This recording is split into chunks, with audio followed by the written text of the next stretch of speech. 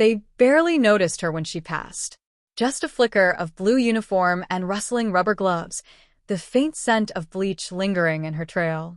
Claire Dawson moved like a shadow through the halls of Brightwell Electronics, eyes lowered, cart rattling softly behind her as executives barked into Bluetooth headsets and interns rushed by clutching iced coffees and fragile dreams. No one remembered that she once had dreams, too. Once, she had sat in lecture halls at Kent State, devouring jurisprudence in 3 languages, her heart set on international law. But that was before her mother's diagnosis, before hospital bills eclipsed semesters and fluency in German legalese became a useless relic in a world where mop handles replaced pens. On a rainy Tuesday in late September, Claire pushed open the frosted glass doors of Conference Room B, a room usually reserved for those with neckties and clean fingernails. Tomorrow, the investors from Dusseldorf were coming, and the air was already thick with the perfume of stage success. Bottled water, charts, flower arrangements. Nothing could appear out of place. Claire wheeled in her supplies. Her job was simple: vacuum, dust, polish, vanish. She worked silently under the soft buzz of fluorescent light. But then, there it was. A folder, left slightly ajar on the end of the polished oak table, as if abandoned in a hurry. It bore a red confidential stamp and smelled faintly of cigar smoke and nervous ink. She should have looked away. She should have walked on. But Claire was not just a cleaner, not in her bones. She hesitated, her hand trembling slightly as she reached for the document.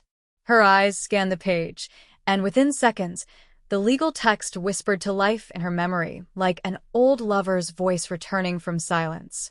It was in German. Legal German. Sharp. Precise.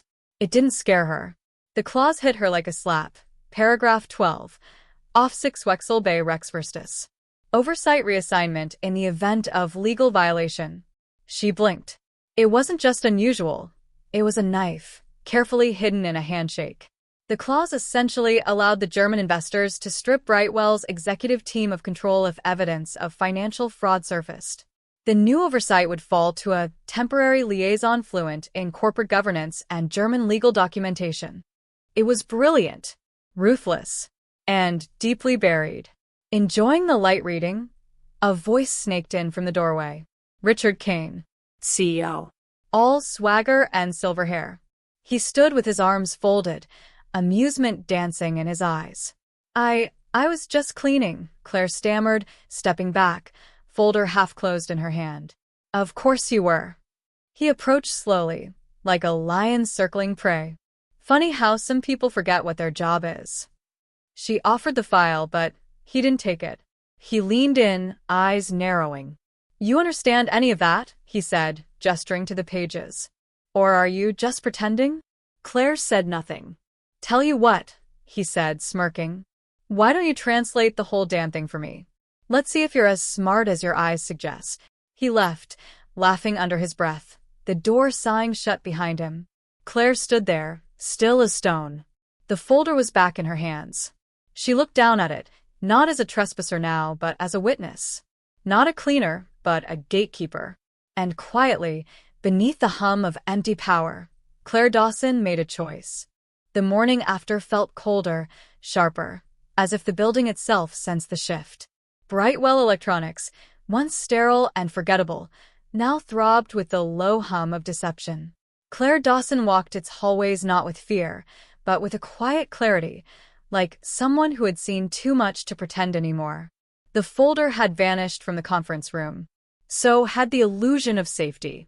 She returned to her routine, floor to floor, restroom to boardroom. But something in her posture had changed. It wasn't arrogance.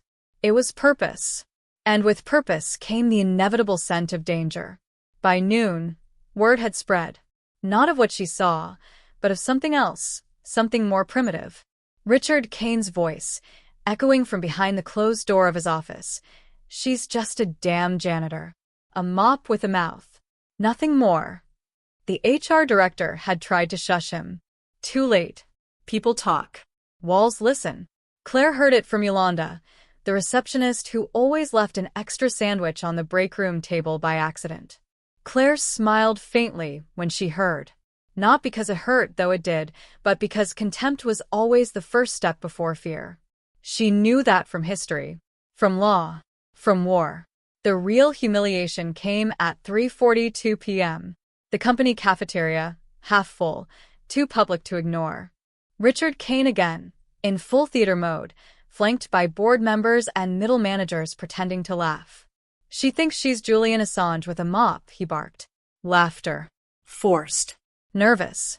Claire stood at the vending machine, back turned, eyes on the blinking rows of soda and stale pretzels. She said nothing. She didn't need to.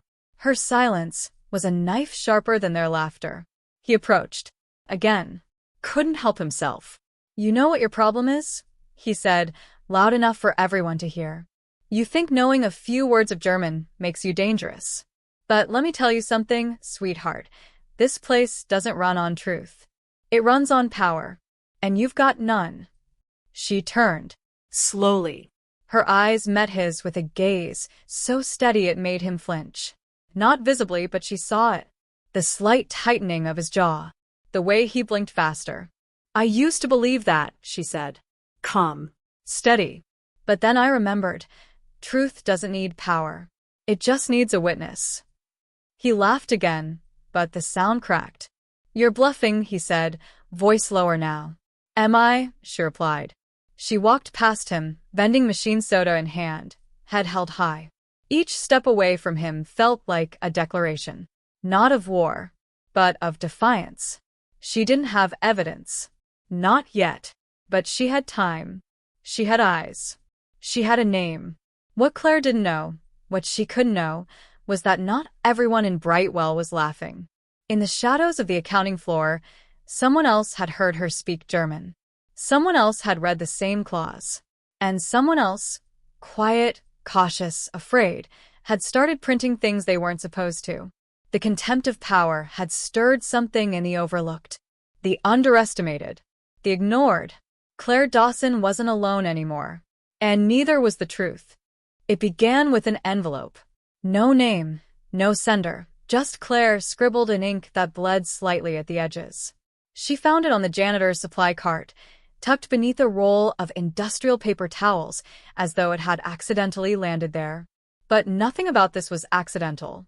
Inside were printed pages. Dozens of them. Spreadsheets, internal memos, payment authorizations with signatures cropped out, but not carefully enough. At the bottom of each page, a faint watermark. Brightwell internal use only. Claire sat in the corner of the storage room, beneath humming pipes and shelves of bleach, her fingers trembling slightly as she read. It was all there. Off-the-record payments routed through dummy accounts in Delaware, inflated valuations submitted to the German investors, expense reports for consulting fees that led to P.O. boxes registered in Cayman. It wasn't just fraud. It was orchestrated. A symphony of lies conducted by men who laughed too loudly at their own jokes and treated honesty like an inconvenience. And at the heart of it, Kane. His name inked into approval forms. His initials stamped beside adjusted figures. The signature at the bottom of the internal briefing to Dusseldorf, declaring Brightwell's assets as stable and solvent. Lies. Every word. She wasn't supposed to have this.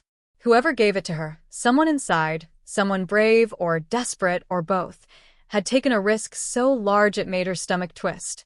She didn't know who they were, but she could feel their fear inside the pages. She didn't run. She didn't hide. She stayed. That night, long after the office lights dimmed and the last executive car pulled out of the underground garage, Claire walked into the executive floor. She moved like someone born for this moment. Her janitor's badge still clipped to her shirt, her gloves still tucked in her back pocket.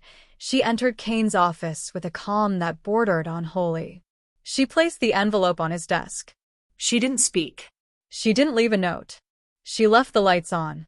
Let them know it wasn't a hack. Wasn't anonymous. Let them see her. The next morning came like thunder. Security guards posted at every door. Internal IT swept emails. Legal whispered in corners. Richard Kane didn't come to work. At 10:17 a.m., the Dusseldorf office sent a formal inquiry titled Request for Clarification of Valuation Metrics. 3 hours later, a senior financial analyst named Gerald Cho uploaded a password-protected file to the investor portal with the subject, Transparency Initiative, Preliminary Review. Someone else had joined her. Someone real. Claire returned to mopping floors that day. Returned to smiling quietly at Yolanda and fixing the broken towel dispenser in the men's restroom. But her hands were steadier now. Her steps lighter. She was no longer just the custodian of the office. She was the custodian of the truth. Whispers followed her through the corridors now. Not the old ones, crazy woman, wannabe lawyer, cleaning lady with delusions, but something newer, more fragile. Did she do it? Is it true? Will they fire her? But Claire didn't care about their whispers anymore.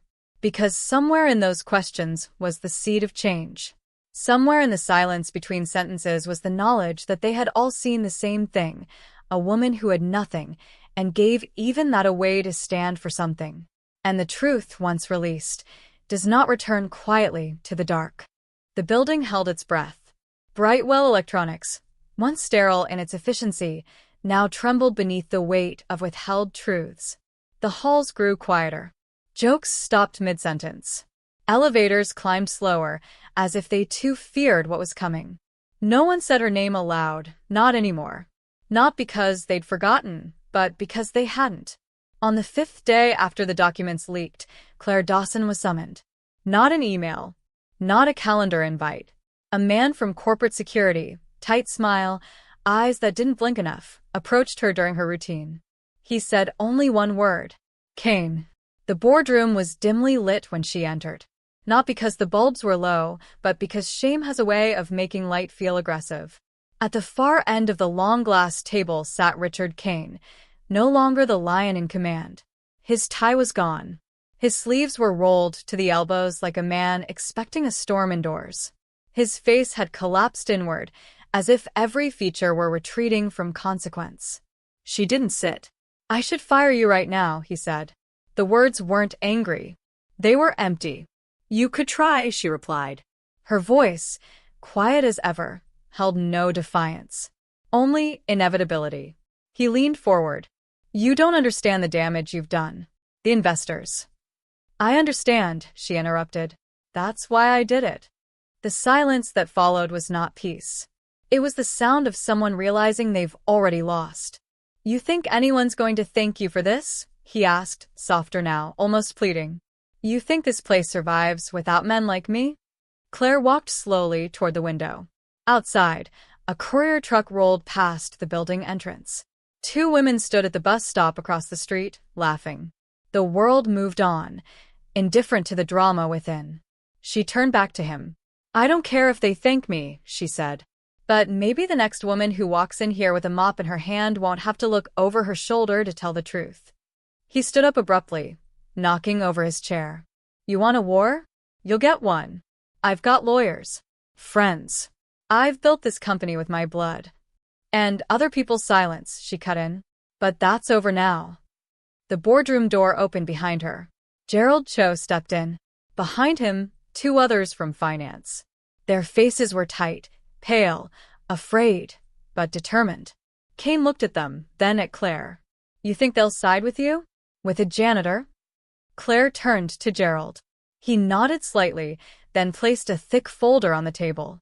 It was labeled, "For Federal Review." Kane's lips parted. No sound came out. This wasn't just a confrontation anymore. It was an unraveling. The following 48 hours moved like wildfire. The news broke first in Germany. Brightwell scandal deepens, executive board under scrutiny. Then Reuters. Then Bloomberg. The DOJ opened a preliminary inquiry. Brightwell's stock cratered 19% in a single trading day. Kane resigned before the board could vote. His exit was silent. No press release. No farewell letter. Just a whisper down the hallway. He's gone. And through it all, Claire remained. Quiet. Composed. Sweeping the same hallways, mopping the same corners. But everything had changed. They looked at her differently now, not with pity, but with something closer to reverence. Or guilt. Or both. She didn't gloat. She didn't rise. Because she hadn't done it for justice. She had done it for decency. And decency, she believed, doesn't shout when it wins. It just keeps showing up. The building no longer smelled of fear. 3 months had passed since the storm, and though the dust had long since settled, the memory of its winds still stirred in quiet corners. Brightwell's glass facade still reflected the skyline like before, but something behind the reflection had changed. Where there was once corporate gloss, there was now breath. Human breath. Honest if uneven. The morning Claire Dawson returned to work after her brief leave.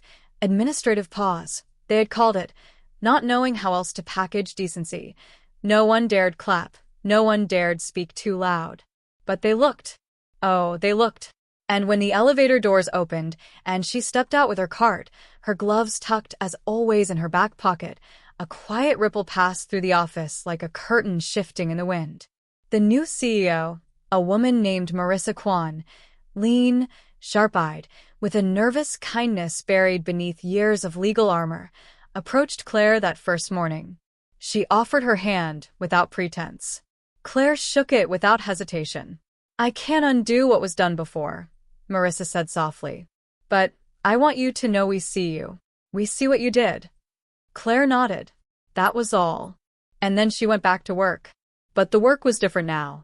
It wasn't just floors and windows anymore. She was part of the ethics committee, an unofficial appointment at first, then a formal one. Once a week she sat at the corner of the conference table, still in uniform, still with a notebook she never seemed to open. She didn't speak often. She didn't need to. Her presence alone reminded them why they were there, why the numbers mattered, why the people behind the numbers mattered more. Brightwell became smaller, leaner. Some offices emptied out. The air cleared literally and otherwise. The German investors stayed, barely, but demanded monthly disclosures, independent audits, and a complete overhaul of upper management. The new faces in the executive wing moved with humility, some even with fear. They greeted custodians by name now. Not out of performative guilt, but because the hierarchy had cracked and something more human had spilled through. They invited Claire to speak at the annual shareholder meeting. She declined. "I'm not the story," she said. "But you changed it," Marissa replied. Claire only smiled. The real work, for her, was never on the stage. It was in the moments between meetings. In the quiet nod she gave the intern who held the elevator. In the way she paused to listen when Yolanda talked about her daughter's graduation. In the new hire orientation, where she said 2 things and only 2 things. Don't lie when it's hard. And clean up your own mess. She never took a new title. Never asked for a raise. Though one came anyway, quietly, folded into her paycheck, without ceremony. But perhaps the clearest sign of change wasn't in the boardroom or the balance sheet. It was in the hallway outside the old executive lounge, where a framed photo now hung. Black and white. Uncaptioned. Claire, in profile, mop in hand, her eyes looking not at the camera but down the hall, as if already walking toward the next mess someone else had left behind. No plaque. No spotlight. Just her. Unapologetically present. Brightwell was still a company. It still made things, sold things, negotiated in rooms with more glass than soul. But it was no longer a house of silence. Because someone, once invisible, had made truth visible again. And truth, once spoken, doesn't go back to sleep. It watches. It waits. And sometimes, it wears gloves and carries a mop. There's a strange kind of silence that follows justice. Not peace, but the pause before the world strikes back. By the end of summer, Claire Dawson had become more than a janitor. More than a whistleblower. She was now, quietly, something Brightwell couldn't quite define, a conscience embedded in flesh and blood. And while most welcomed it, not all did. The ones who had slipped through the purge, those who smiled too much in hallways, whose eyes didn't match their words, began to whisper again. About boundaries. About roles. About returning to professionalism. The language of old power crept back in tailored suits and polished shoes. Not many, but enough. Then the messages started. At first, it was small. Her locker left open after she'd locked it. Her cleaning schedule mysteriously altered. A memo left in her cart with nothing on it but the word "Know Your Place" scribbled in ink. Then came the parking lot, a slashed tire, then two. No cameras caught it. No witnesses came forward. The police filed it under unverifiable damage. Marissa was furious. "You're not alone in this," she told Claire. But Claire only replied, "I was never alone. I just had to act like I was." She carried herself with the same rhythm as always: mop, step, wipe, step, each movement a declaration. She didn't flinch when a shadow lingered by the stairwell. Didn't alter her route when the rumors spread that someone from the old guard wanted her gone. Gone meaning fired. Or something quieter. The press eventually found her. Not because she asked, but because someone leaked an internal ethics memo that mentioned custodial leadership. A few headlines flared up: "The janitor who changed a corporation. One woman's quiet revolution." She declined every interview. "I don't clean for attention," she said to one reporter outside the building. "I clean so people see what they've been stepping over." But the danger didn't go away. One evening in October, she left the office late. The city was already shivering toward winter. As she passed the parking structure's stairwell, a man stepped out, one she didn't recognize. Unmarked clothes. No badge. Just hands in pockets and something cold in his eyes. "You should stop making enemies," he said. She didn't back up. Didn't blink. "You already made yourself one," she said. He stared. Then slowly walked away. She stood there for a while. Not shaken. Rooted. That night, she wrote something in her notebook for the first time in months. Courage isn't loud. It's what keeps you still when the wind tries to move you. From then on, Claire began to train others. Quietly, informally. The janitorial staff, sure, but also the interns, the receptionists, even mid-level managers who came to her with questions they were afraid to ask their own departments. She never claimed wisdom. Just history. "You don't need a title to hold a line," she told one of them. "You just need to know where it is, and not move when they ask you to." The threats didn't stop, but the silence around her broke. People spoke up, sometimes clumsily, often too late, but they spoke. Security took her seriously now. HR was no longer a hiding place but a listening post. Someone even left a note in her locker one morning. Handwritten. Anonymous. "I saw what you did. I wanted to be like you. I wasn't brave enough. But now I am." She folded the note and put it in her breast pocket, just above her heart. And then, she picked up her gloves and went to work. Not because the fight was over, but because when you know your worth, you don't wait for the world to agree. You become the storm it has to reckon with. Autumn faded into winter, but inside the Brightwell building, something else thawed. Claire Dawson's steps had become familiar to everyone now, not just as the quiet rhythm of a janitor, but as the pulse of something sturdier than policy, deeper than reform. Some called it a change in culture. Others, a moral correction. Claire didn't call it anything. She just kept showing up. That was her power. She stayed. But even steel rusts in the rain. Her body began to slow. Not in defeat, but in acknowledgement. Years of scrubbing, bending, lifting. Work that wears down even the strongest backs. One evening, after mopping the last stairwell, she sat down and didn't get up for a long while. No pain. Just stillness. The kind that comes when the fight no longer needs your fists. It was a young intern, Shauna, who found her there. "You okay?" she asked. Claire looked up, eyes kind, tired. "I think I've done what I came here to do." Shauna sat beside her. "Then stay anyway. We need your story. We need you." Claire smiled faintly. No one needs a monument that still breathes. They need what it taught them. In the weeks that followed, she quietly began handing over her responsibilities, not out of surrender, but trust. Trust that the people who had once whispered her name in cafeteria corners now carried pieces of her courage in their bones. She mentored in silence, offering not instructions but questions. What would you do if no one thanked you? What's the cost of looking away? Can you carry justice in your hands without needing applause in your ears? They listened. They learned. When Claire finally submitted her retirement notice, the email was one sentence long. I believe in what Brightwell can become. Now it's your turn to prove it. The announcement went viral. Articles followed. Not flashy exposés, but heartfelt portraits. The janitor who cleaned a culture. The woman who refused to look away. Brightwell HR formally renamed its internal ethics training program the Dawson Standard. A plaque was quietly installed in the employee lounge, just below eye level, where everyone had to bend slightly to read it.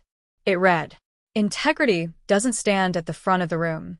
It kneels in quiet corners unnoticed, until one day, someone sees the floor is clean and asks why." But the most powerful legacy wasn't carved in metal. It was in 1,000 small shifts, a manager who learned to listen more than speak, a team that met every Friday to discuss what really happened that week, not just what made the reports, an intern who pushed back on a rushed contract and saved the company millions, a custodian who started a night school scholarship fund for service workers. Claire Dawson didn't need applause. She didn't need a stage.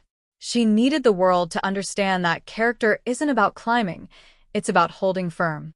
And somewhere in a modest home on the edge of the city, Claire now sits by her window in the early morning light, sipping coffee slowly, watching the sunrise break across a world she helped clean, not with chemicals, but with conviction.